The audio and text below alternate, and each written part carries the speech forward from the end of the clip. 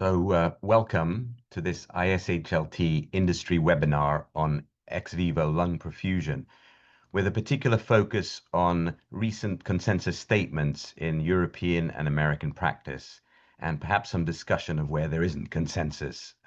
Thank you, first of all, to Olivia Penninger from ISHLT for organizing the webinar, and a big thanks to Lung Bioengineering, in particular Brandy Zofke and Erin Larrabee, for bringing our experts together today. Those of you outside the US may not be as familiar with lung bioengineering as we are here in the US. They run two centralized EVLP centers, one in Maryland and one in Florida, where US transplant providers can use their service to perform EVLP on lungs procured anywhere in North America, with a view to subsequent transplantation. And perhaps I could have the next slide. So this is the outline of how the discussion will proceed today. We'll start with the European and then North American consensus, and then we'll have a discussion, and there'll be time for questions at the end. Could I have the next slide? Oh, so I should introduce myself. I'm Pedro Catarino. I'm a cardiac surgeon based at Cedars-Sinai in Los Angeles. I'm a lung transplant surgeon and have performed EVLP on both sides of the Atlantic. So hopefully I can moderate this session. These are our experts today. First of all, Dr. Marius Berman, who's a consultant surgeon at Royal Papworth Hospital in Cambridge, UK. He's the surgical director of transplantation there and also chair of the Retrieval Advisory Group for the NHS. And he was part of the European Society of Transplantation Guideline Writing Group. And then we have Dr. Ken McCurry. He's the surgical director of lung transplant at the Cleveland Clinic in the United States. He leads the largest volume US EVLP center and responsible for many of the protocols that many of us follow. And he was senior author for the North American expert consensus.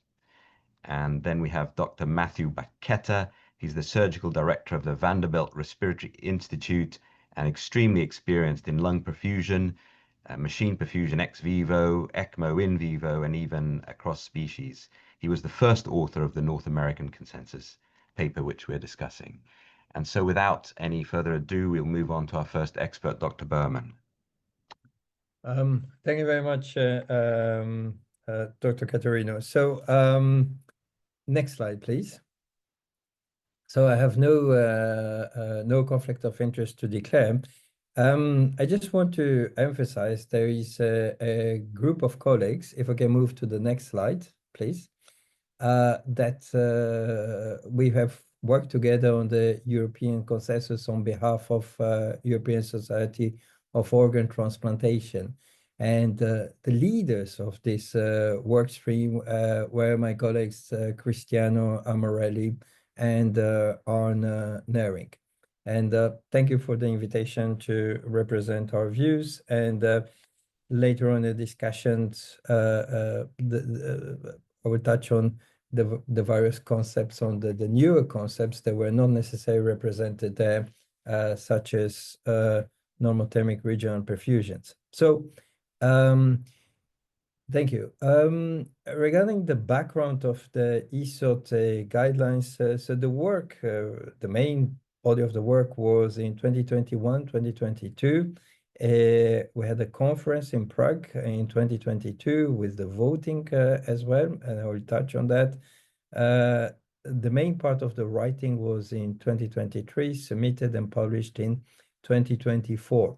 I think it's important to emphasize this because some of the material which we currently were going to focus in this webinar was not necessarily widespread at the time when we wrote the European consensus. So, for example, for example, the 10-degree fridge, the concept was already there, but not as widely established as it is nowadays.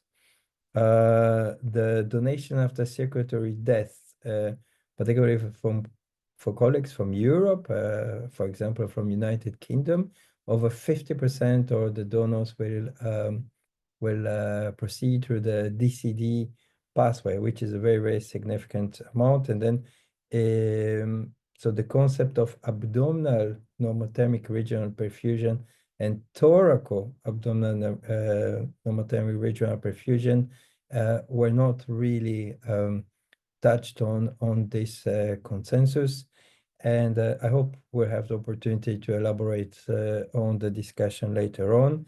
And the concept of arcs, again, this was started to be developed at the time when we wrote the consensus, but definitely we didn't had the lung bioengineering, and we didn't really took into account the current arcs which are building up in Europe, such as the Paris Group, the Scandinavian, the Bridge, and so on.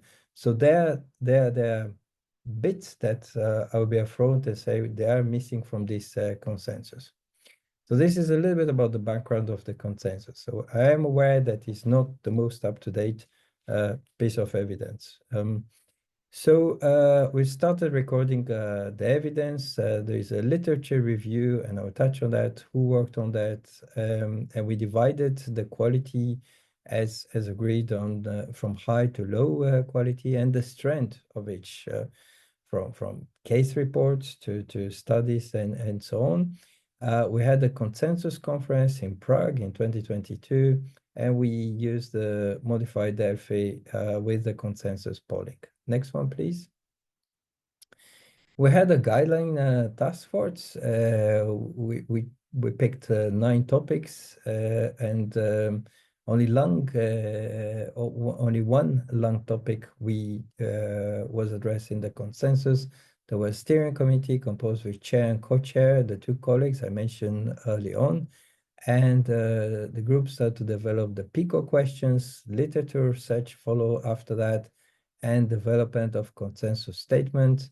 The conference in 2022 at ESOT, and there were the working groups during the consensus before and after, whereas a lot of communication exchange between the various colleagues at that time, and obviously at the time of writing of the manuscript. The recommendation underwent a jury vote at the time of the conference, and they were further reviewed. Next one, please. So this is the amount of database that they were identified. There were various processes of exclusion of publication. So at the end of, we included 22 studies, the process and the grade, as I mentioned, from high to low quality, and the strength of the recommendation. Next one, please. Specifically mentioned, we have the 13 steering committee members. There were a group of colleagues that were chosen and volunteered based on their expertise and availability of time to dedicate to the consensus, literature research, writing, voting, and so on. And there was a constant feedback between the steering committee, the working group, and so on. A recommendation undergo jury vote with 80%, over 80% required to reach an agreement in order to reach a consensus. Next one, please. So these were the 4 PICO questions that we choose to focus on them. So which type of lungs should EVLP perfusion be performed? PICO number 2, which protocol or strategy of perfusion ventilation, and I will elaborate on that later on, and the best outcome or optimal outcome. Which parameters should be used in assess to determine the graph quality during the EVLP, and if and the last PICO question, at any recipient indication which would lead to a EVLP decision. Next one, please. So this was PICO 1. Obviously, the manuscript has much more data into that. We looked at, so initially, the moderate quality with a strong evidence. It was safe for standard donor lungs. To note that there is, as we know, there still is some debate what is standard, what is extended criteria. There is some variation in practices and definition. And EVLP is safe and may lead to increased donor utilization in non-standard donor lungs. And I hope we'll touch on that later on, for example, DCDs and what scenario. The low quality or the weak evidence for there was a evaluation at the time, and again I emphasize at the time of writing the consensus, it was not entirely clear to assess the function in the DCD scenario, and the EVLP use for logistics or prolonged ischemic time. And clearly nowadays, a very strong option which has emerged is a 10 degrees fridge, which changed completely the last two, which at the time we did not address them. And there was no consensus reached regarding should we do EVLP for standard preservation. Next question, please. The protocol on Perfusion, which will lead for optimal outcome. So at the time when we assessed everything, the three major protocols widely published, the Lund, Toronto, and the Transmedic source, yes, we thought they were validated enough for clinical use. There were literature suggesting further individualizations of EVLP protocol, matching from various parts. So, for example, an emerging new protocol is from the Dutch colleagues, the Park and Preserve, that's been presented on several platforms in the last 2 years. And the low quality of evidence is the physiological parameter, which were sufficiently validated to accept a donor rank. And that led us to the PICO3. Which parameters should we use in order to determine the quality of the graft? So we have the traditional ones, which we're looking at parameters of perfusion, ventilation, weight, bronchoscopy, manual handling of the lungs. But there's no doubt that without that further parameters other than the standard physiological should be developed in order to assess and make a decision about acceptance or decline of pulmonary grafts. And the last PICO is would the recipient would benefit from lung assessed by EVLP? So essentially, no, we could not think of any recipient criteria that might indicate to perform a machine perfusion. Next slide, please. This is a summary from the paper. Next slide, please.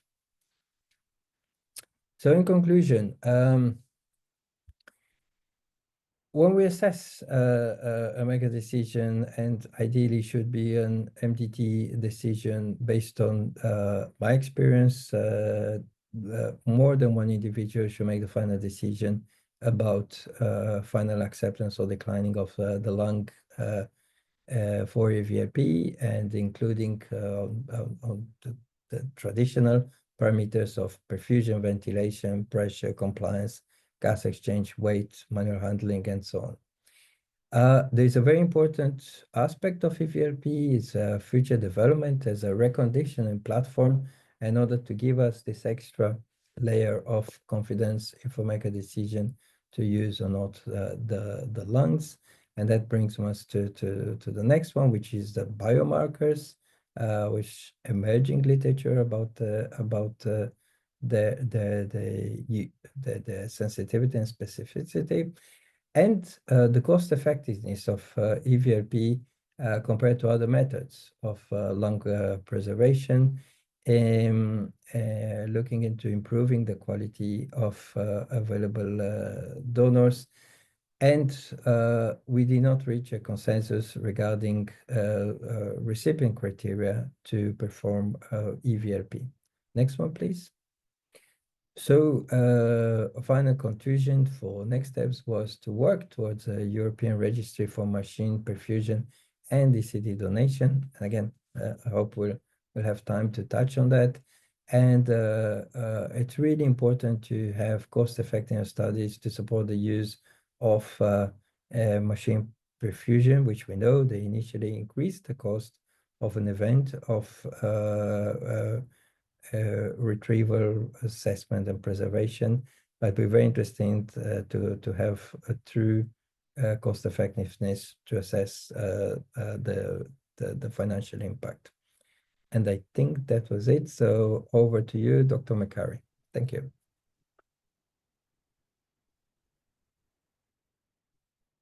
Thank you very much, Marius. Greatly appreciate it. And it's certainly my pleasure to be here today. I'd like to welcome everyone to the webinar, as my colleagues have done. Certainly my pleasure to represent our group. Next slide, please. Who did a lot of work on this North American expert consensus document that was recently published in the Journal of Thoracic Disease.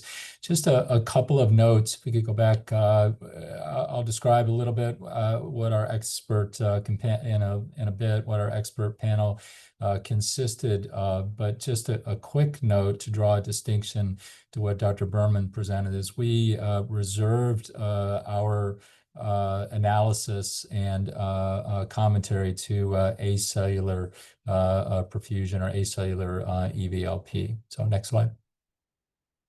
So just the first couple of slides, I'll just sort of give you the sort of high-level key recommendations that we made in the paper. So first and foremost, we recommended that donor lungs with unclear or marginal quality can, and indeed, we feel should be evaluated using EVLP.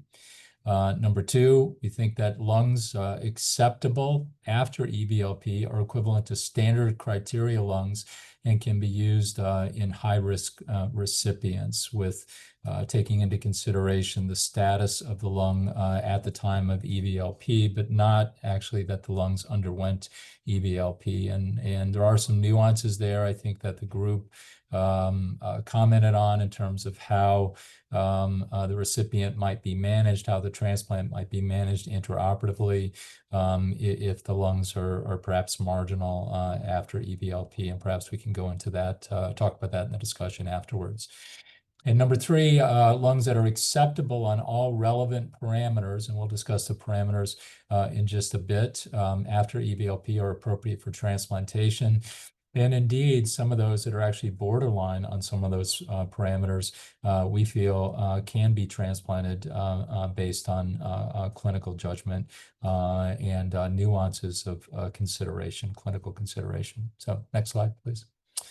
So the other big recommendations we made are in terms of considering the parameters for placing lungs on EVLP. We feel that the five shown on the slide in the left, compliance and deflation, PF ratio, peak inspiratory pressure, edema on imaging, and bronchoscopy, are the most important to consider. There are others that we'll talk about, but these five should always be considered. And in terms of lungs that are undergoing EVLP and evaluating them for transplantation, the parameters shown on the right are ones that should be considered. And I think, as Dr. Berman alluded to, we also feel that lungs should be evaluated utilizing multiple parameters during EVLP, and a decision should not be made on one single parameter alone. Next slide. So just to step back a little bit and talk about sort of the rationale for doing this. So as this group well knows, lung transplantation has been limited by the availability of donor lungs. Certainly, at least in North America and the United States, only about 15 to perhaps as much as about 30% of lungs that are actually donated end up getting transplanted. And EVLP has been shown at a number of centers to allow assessment and use of marginal lungs, to allow flexibility with regards to some logistical constraints. As Dr. Berman alluded to, I think that's a bit of a moving target with alternative temperature storage now. But many centers have reported a significant increase in the number of transplants that they're able to do when they utilize EVLP as part of their strategy. And obviously, the University of Toronto has increased their volume significantly. At our own center here at Cleveland Clinic, it's about 30 to 35% of what we do. So despite all of this, there's really a lack of evidence-based guidelines. So all the current publications are really single center studies. So this was the impetus for getting experienced people together and to come up with the expert consensus in North America. Next slide, please. So this is what we did. So our panel consisted of 18 lung transplant surgeons and pulmonologists. So they were all practicing in North America, essentially the United States and Canada, and all experienced using EVLP. Indeed, about 90% of that group had at least 10 years of experience in the field of lung transplantation and at least 5 years experience utilizing EVLP. And we used a modified Delphi method, which I'll describe. Next slide. So the Delphi method, which I'm sure most in the webinar are familiar with, is a strategy that allows development of consensus and consensus statements when there's a knowledge gap or evidence gap, and allows a group of experienced clinicians to collaborate and develop those consensus and ultimately publish those guidelines. Next slide. And this is sort of the overall strategy and process for Delphi. Typically begins with identifying the problem, which I described, selecting experts as we did. The two lead faculty on this particular paper were myself and Dr. Paquetta. We developed an initial survey, distributed that, went through an iterative process with 3 surveys, ultimately came to conclusions and consensus and published those documents. And this whole process took about 6 to 9 months or so. Next slide. So again, I think the traditional Delphi process sort of begins with typically open-ended questions as the first survey. And that informs the second and subsequently the third surveys as well, which use Likert scale type questions. And again, going through this iterative process. Next slide. The modified Delphi process that we used, I think maybe varied a little bit in 2 ways. One is that Dr. Paquetta and myself, in conjunction with others, developed the initial statements and open response questions for survey 1, but subsequently survey 2 and survey 3 were informed by responses from the expert panel to that initial survey. And then after we completed survey 3, there were some unanswered questions, and we convened a subsequent virtual meeting to discuss those. Next slide. So there were really our surveys really sort of focused on 3 broad areas. One area was the sort of general statements around EVLP that you see on this slide. We attempted or did address decision criteria regarding placing lungs on EVLP and decision criteria for transplanting lungs undergoing EVLP. And we'll go through each one of those sequentially.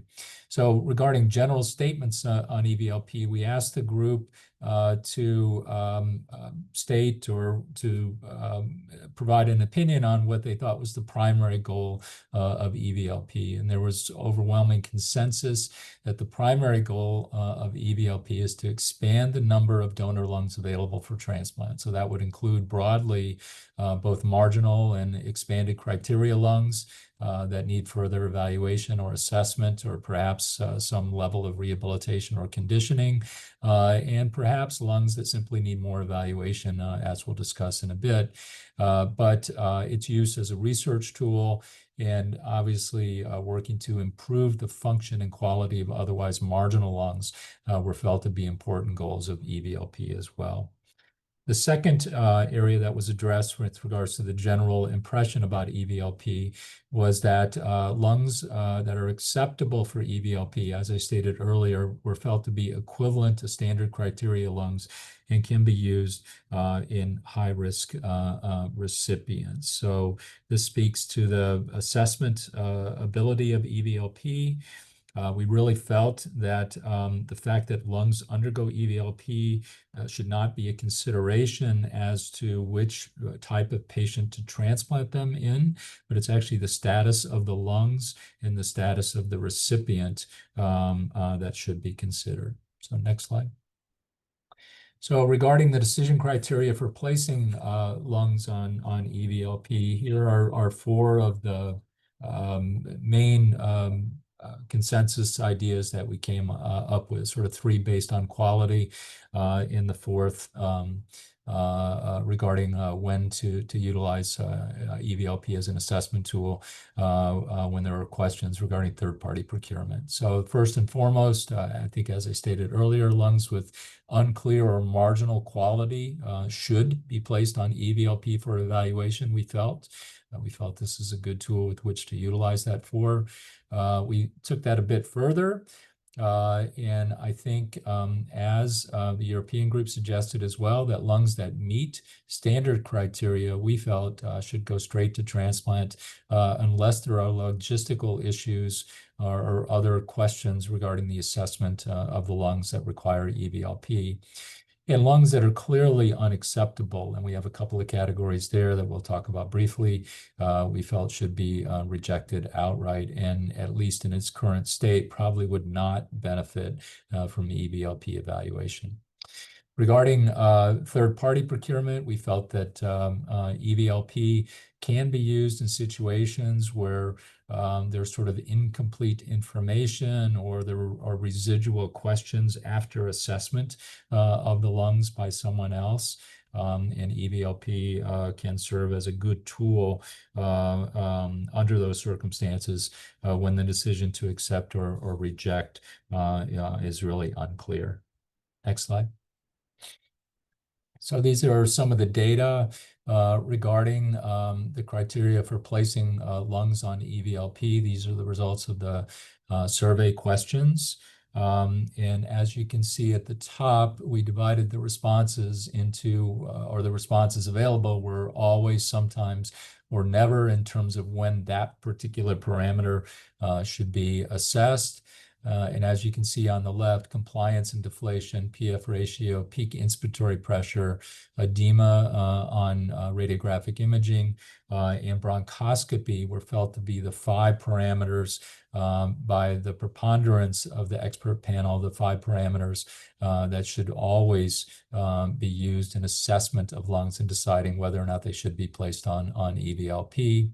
And the remainder of the ones shown there, edema on palpation, type of injury, etc., can be used as adjunct parameters in terms of additive information and making decisions. I'll note that it was difficult for the group to really come to a consensus on specific thresholds. So we did not assign a specific compliance or peak inspiratory pressure, for example, below or above which lungs should or should not be considered for EVLP. But we felt that these 5 parameters shown at the top were the most important. Next slide. And with those data, we came up with this general sort of schema. Again, shown at the top are the parameters that we felt are most important when making decisions about placing lungs on EVLP, and the ones shown at the bottom are sort of adjunctive.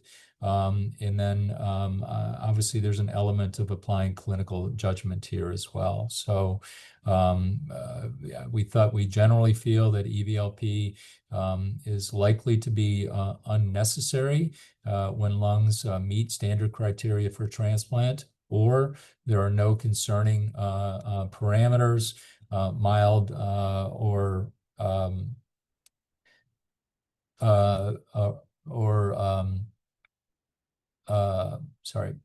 mild or no edema on palpation, acceptable compliance and deflation, clear or thick secretions are removed, or DBD lungs or DCD lungs that otherwise meet standard criteria.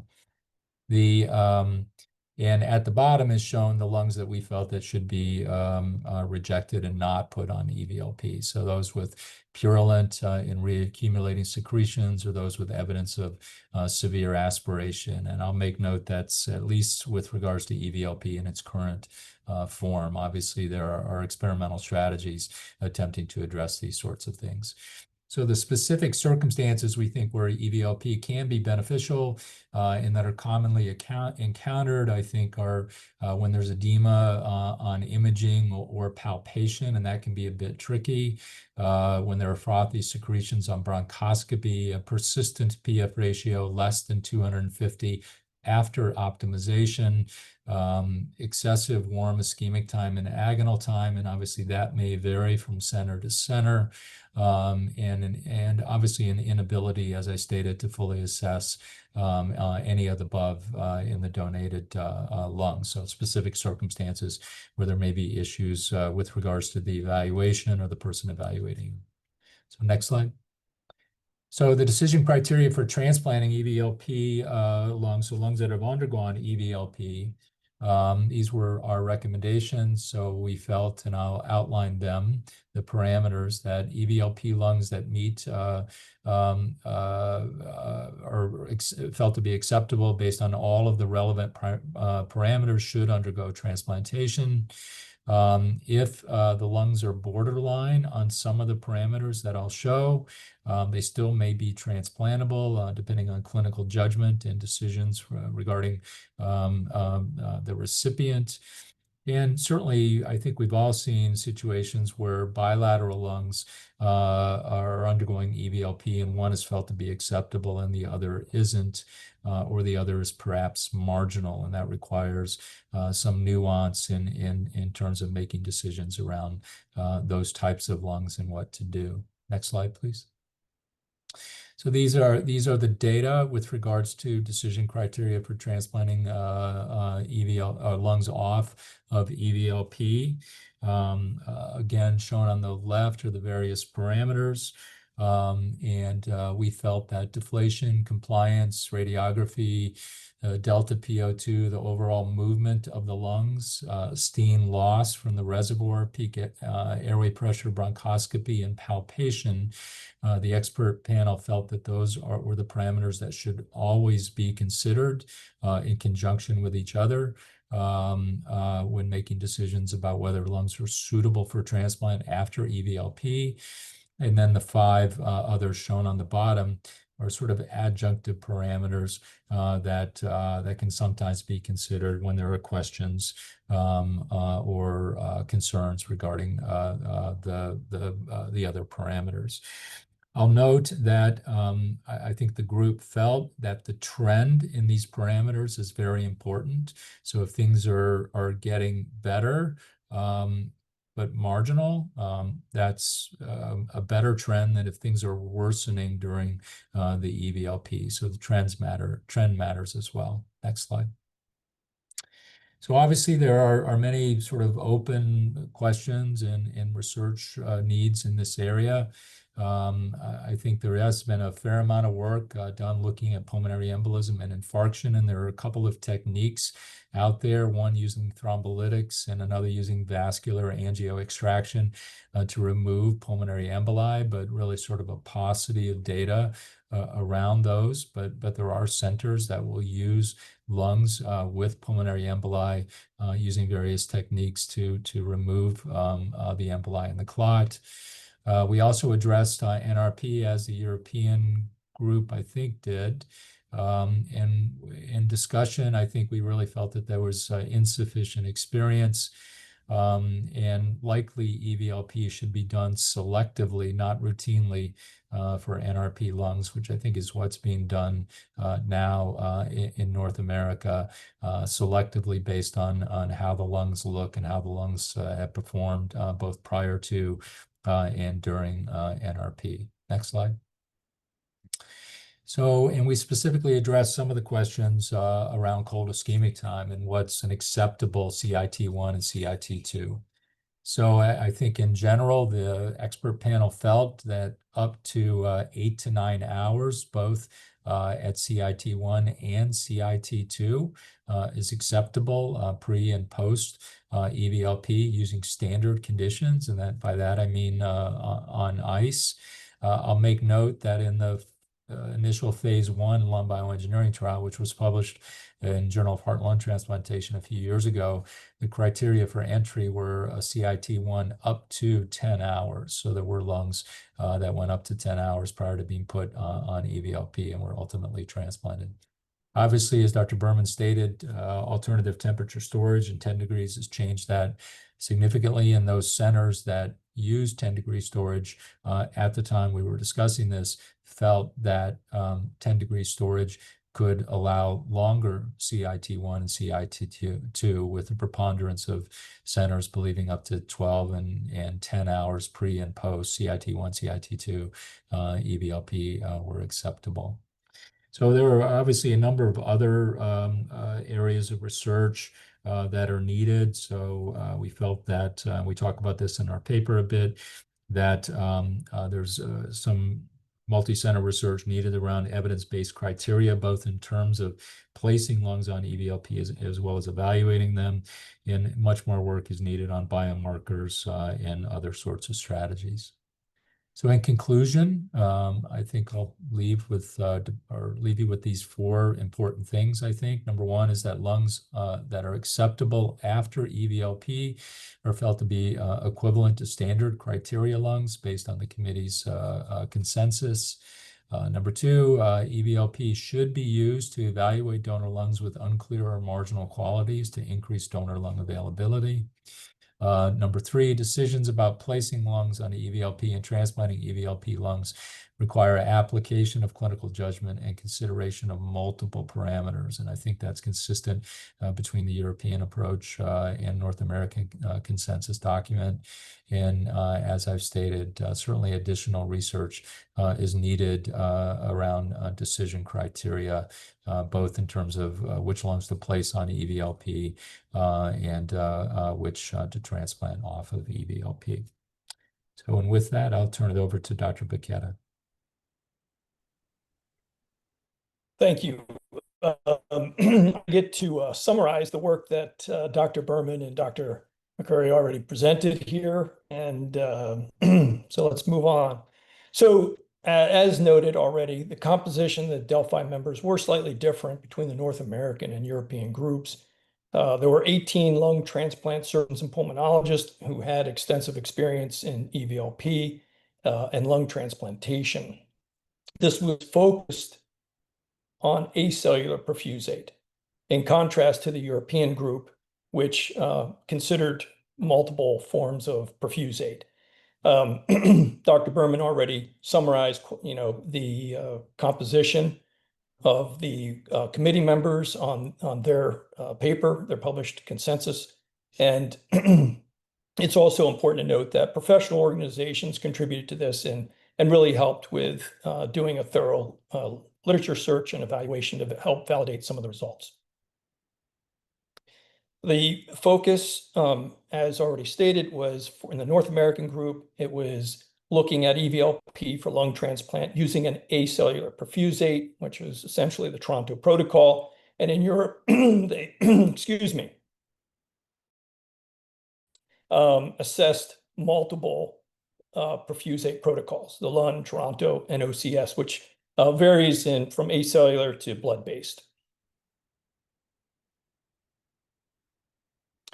So the questions of what type of lungs should be placed on EVLP, obviously, and that's been stated, is that lungs that were of marginal quality should be considered. An evaluation of the donor lungs that may seem incomplete with information or third-party organizations. The question of logistical reasons has come up in both of these surveys. And the North American consensus made some specific recommendations on physiologic parameters that would suggest the use of EVLP. The European consensus noted that it was safe in non-standard donor lungs, and that it was potentially effective for reevaluation in situations where, again, there was impaired information or questionable graft function, as well as logistical reasons. So, both groups suggested, though, that it is safe to place standard donor lungs on EVLP. The North American group acknowledged, though, that this may not be necessary, and as has been noted already by the previous speakers, there is an influence of different storage techniques that may mitigate some of the previous use of EVLP. Some of the parameters underlying the reason to assess lungs undergoing EVLP and how to do that. The North American group did discuss, as was noted, some specific physiologic factors and thresholds, and that lungs that met all criteria should be transplanted. Lungs that met some of the criteria may still be appropriate, and that type of decision making is really a clinical decision based. The group noted that decision making cannot be made on a single parameter, which I think everyone in the field agrees upon. They suggested that lungs coming off of EVLP could be acceptable, even if some of those parameters are not met entirely, and that this just is an area of further research. Sorry, go back to the, yeah, I just want to note that it's very important that both groups did agree upon some important factors such as vascular resistance, airway pressure compliance, gas exchange, as well as the weight gain. The North American group didn't really delve into specific recipient characteristics who may benefit from EVLP. The European group noted that there is some type of risk-benefit ratio and evaluation that needs to be taken place, and that given certain parameters on the recipient, it may justify acceptance of lungs that are, let's say, less than perfect coming off of EVLP. So looking at some 4 critical parameters comparing North America to Europe on the use of EVLP for standard criteria lungs. It was noted by the North American group that this may not be necessary, and as has already been noted by my colleagues, that storage temperatures may be playing into the necessity or lack of necessity for this decision-making. The European group noted that it was still safe to put those lungs on EVLP if needed.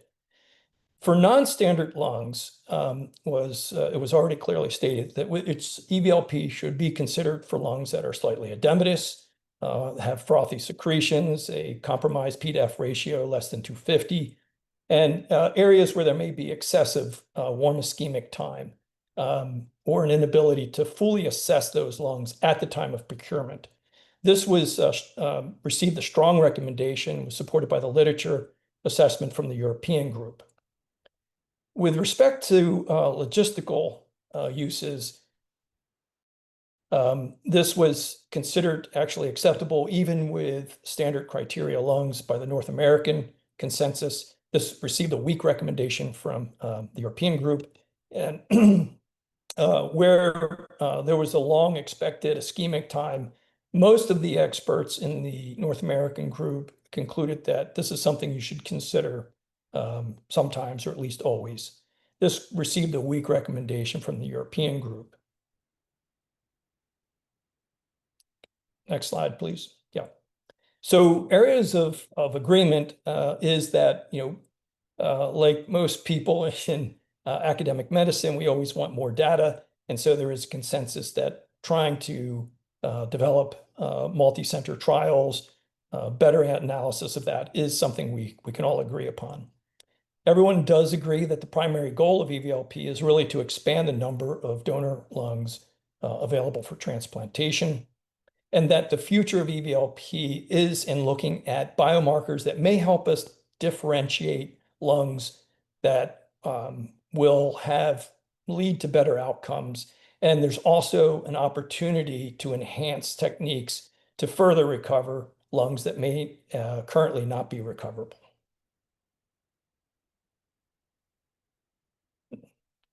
So some of the open questions and areas for future research, the North American group identified that there's potential role in the use of EVLP for donor lungs that have pulmonary emboli and potentially mitigating pulmonary infarcts, that there was a role for the use of EVLP after NRP during procurement. This was a little bit more of a controversy a couple of years ago, but I think we're starting to coalesce around some consensus there. And also the need to basically define our cold ischemic time, since there was some disagreement about what it meant to be cold ischemic time number 2. The European group identified the potential for EVLP to be used as a reconditioning platform, and I think we all hope to expand upon that. The European group also identified the need for a European registry for machine perfusion in general and for DCD donation. Another sticking point for them, and I think an important one for us all to address, is the cost effectiveness analysis between or among the different machine perfusion solutions. Thank you. Thank you very much, all three of you, for such a comprehensive discussion. It's really great to have the authors of these guidelines go through them with us. It's a great opportunity for us. So I'm going to start off with a panel discussion. There are some questions already in the Q&A, and I'll bring them into the panel discussion. I thought I might structure the discussion along the 4 sort of areas. So indications, the protocols, criteria for then using the lungs, and then we could talk about the recipients. And if I start off with indications, perhaps I could start off with you, Dr. Berman, but please, Dr. McCurry and Dr. Bacchetta, please join in. I see that, DCD is very common in Europe, and DCD lung utilization is low in the United States. I see that EVLP is promoted in this setting in Europe. So what is your view, Dr. Berman, on the need for EVLP in the DCD setting? And to what extent is it just for evaluation, or is there some actual reconditioning?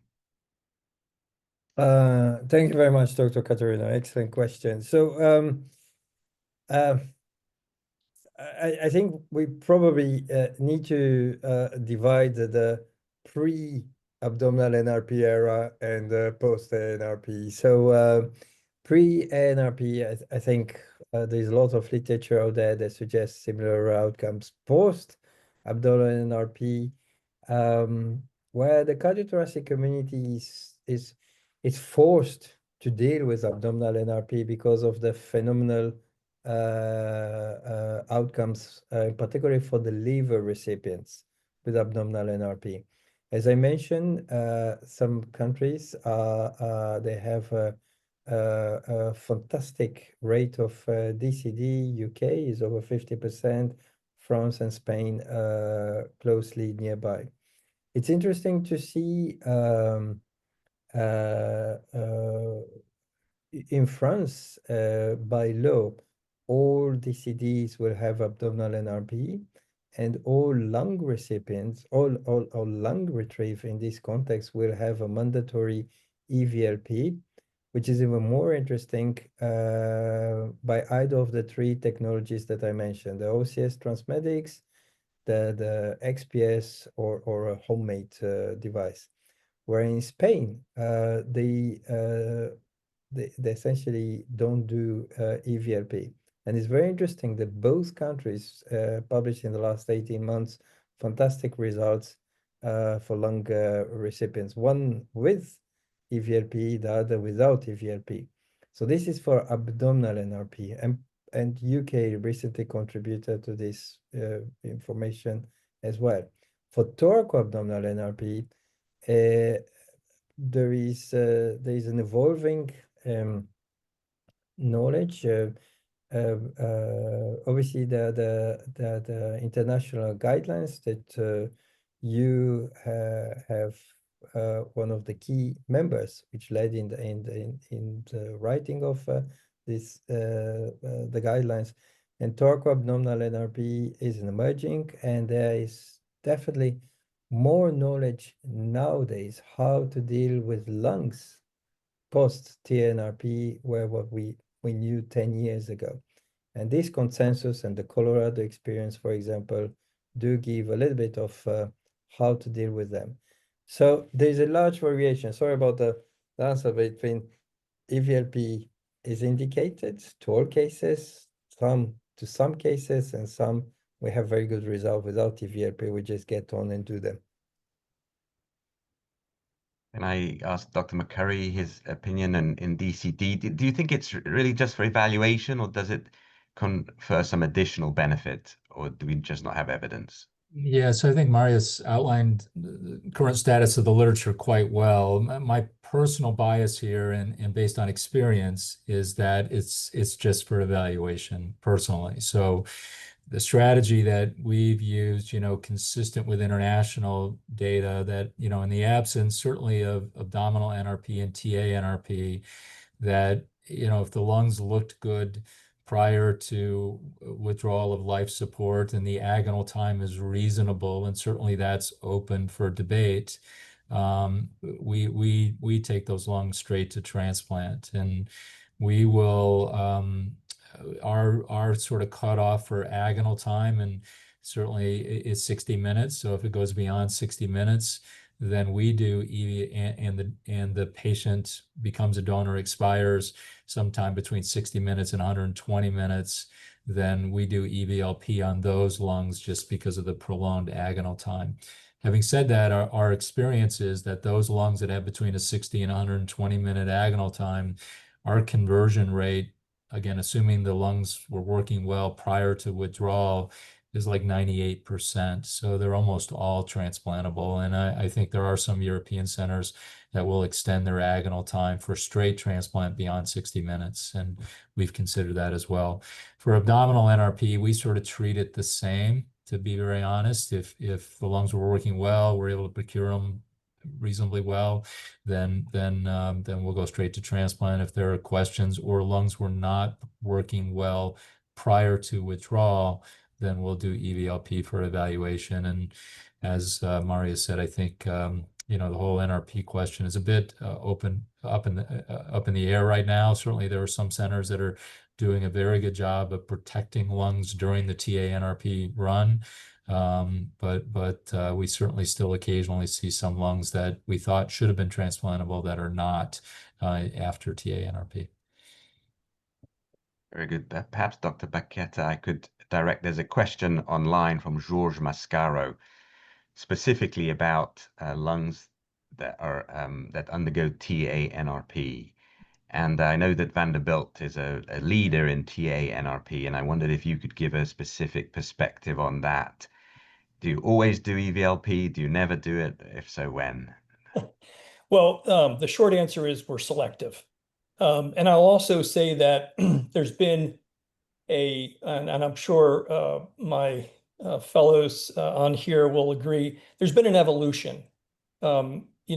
Initially the outcomes, I think, were a little more compromised, and that was a question of working through technical issues. I think at this point, we're very confident in our ability to recover lungs. As Dr. McCurry said, if they look pretty good at the beginning, chances are after our intervention, they're going to look pretty good there.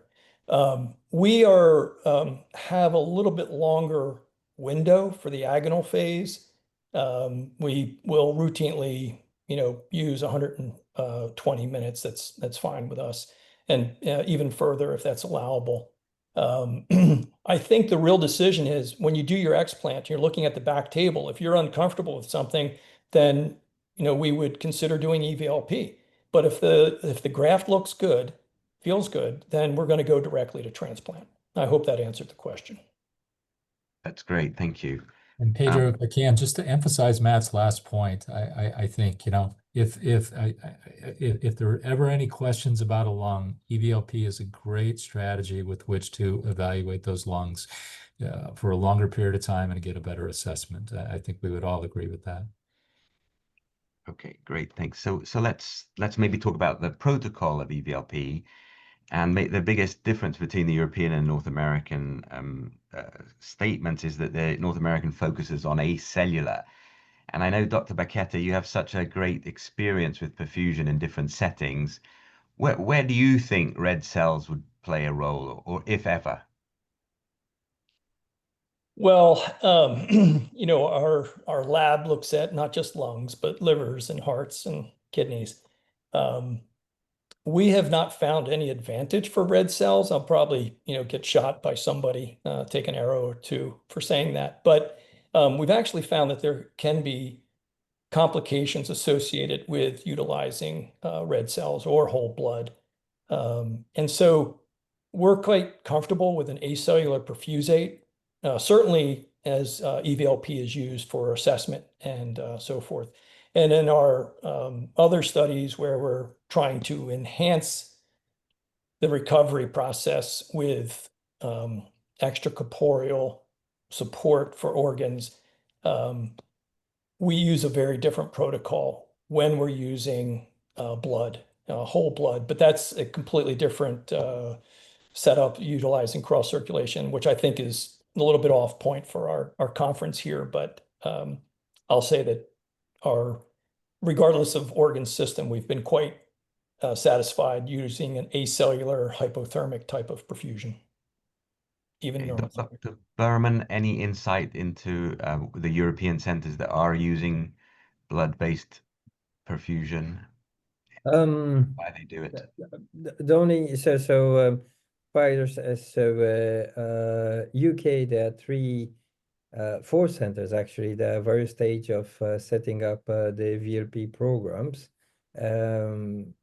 Besides the purport one, which is up and running, and all of them were going to use an acellular protocol. The French, as I mentioned,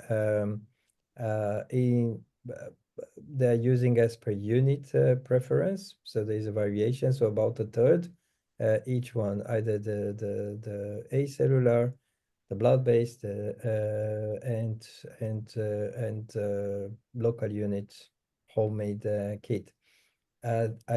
I'm not familiar with the specific, but I know from the paper and speaking with the authors that they have not seen a variation between the French units. And again, all of these lungs will have mandatory EVLP, post-DCD, post-INRP. Thank you.